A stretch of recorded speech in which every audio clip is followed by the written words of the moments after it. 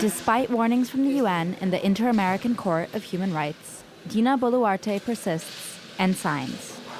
The Peruvian president is holding her ground, granting amnesty to Peruvian armed forces who clashed with communist fighters in a bloody 20-year-long conflict.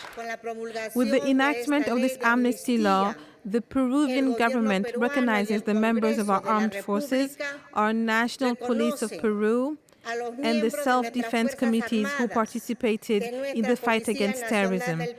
We acknowledge their sacrifice and restore to them the dignity that should have never been questioned.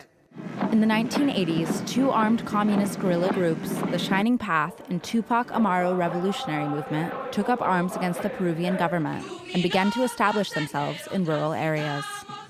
Using shock tactics and rejecting electoral processes, the guerrillas took control of several regions despite fierce opposition by the army.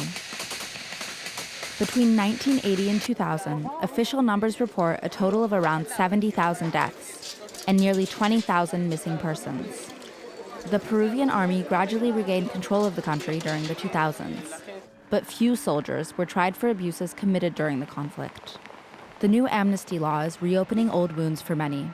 It could bury hundreds of ongoing legal proceedings.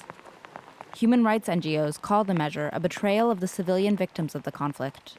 But President Boluarte dismisses the criticism. If international institutions side with those who violated the human rights of our compatriots, we stand with Peru, with decent Peruvians who only want peace and no more bloodshed. Under the new law, military personnel and civilians not yet convicted of crimes will now be eligible for amnesty. Convicts over the age of 70 will also be released.